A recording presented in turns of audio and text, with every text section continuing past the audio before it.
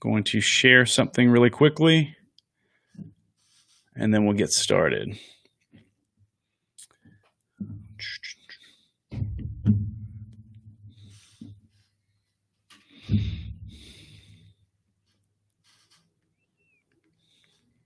If my internet will load more quickly. There we go. Share here.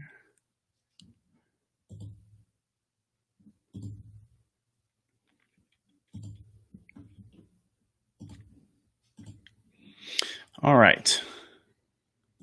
So if you can read, which you probably can, today I'm talking about 2 easy ways to improve your video quality today.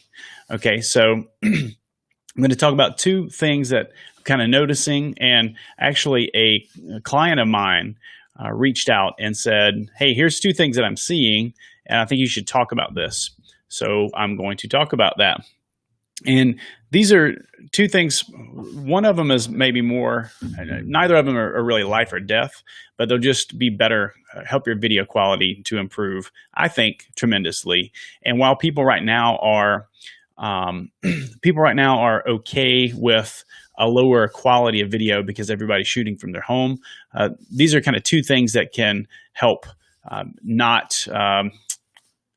help you. I don't know exactly. I don't want to say it in a bad way, but they can just improve. We'll just say that they're going to improve your video quality.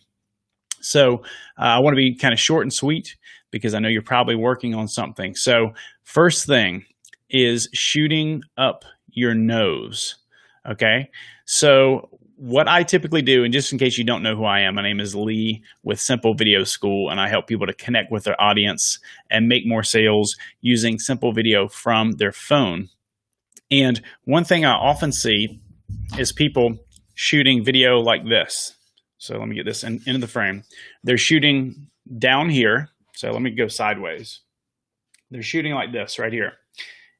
And what that does, let me get close to the microphone. What that does, it shoots up your nose. Okay, you see people from kind of a weird angle. And I'm going to try to pull off my camera right here so you can see this. I see this a lot. People are looking up your nose, and I'll save you from having to see that. But people don't really want to look up your nose probably for any reason. They don't want to look up your nose when you're making video content. And another reason why this is not good is it can inadvertently cause a feeling as though you're looking down your nose at your audience. And I've seen this even before all the virus and whatnot going around. I've seen people shooting, and because their phone is not about eye level, which is where you want to be, or maybe just slightly above, because their phone is not there, it looks as though they are looking down on their audience. So there's a weird perception there. So again, if you need to, you need to get you one of these kind of stabilizers like this. It's a little tripod stand that you can put your phone on. Let me know. I'll maybe put that below. I've got a link where you can purchase one of those. But you want to, if you don't have one of those, you can prop your phone up.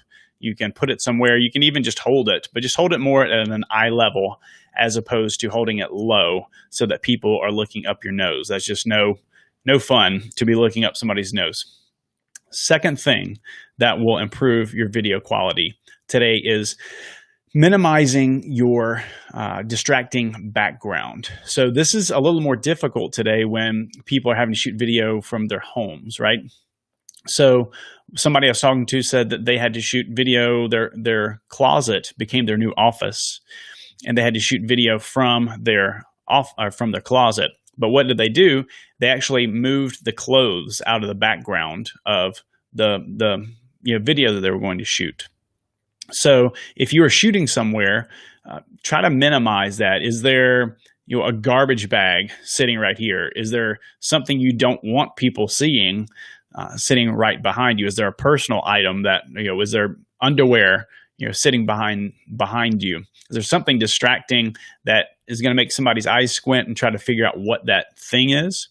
And if so, just go ahead and move that from your background also when you're making videos. So what I often do if I'm not shooting here is I'll have my camera set up and then I'll just take a quick look at the background, make sure there's nothing weird. I have another video where when I'm shooting outside, I talk about shooting and not having a porta-john or something else kind of weird or embarrassing or distracting going on in the background.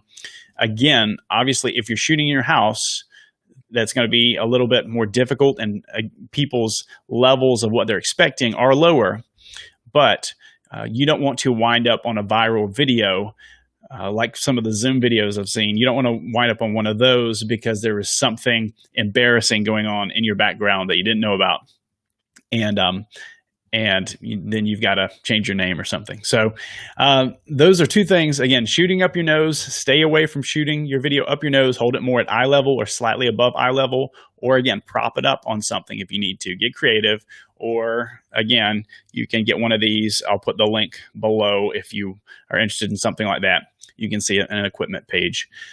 Second thing is minimize your distracting backgrounds when you're recording. So those are two things. Hopefully those are helpful. Hopefully you can go implement those today and they'll be of some use to you. I'm going to put some more of these tips coming up over the next few days. So stay tuned and let me know if you have any questions.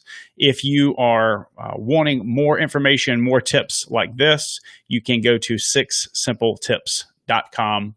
And that is a video series that I have put out there that will give you some information on audio and lighting and a bunch of other things. So 6simpletips.com, that will help you out. Again, let me know if you have any questions and we'll go from there.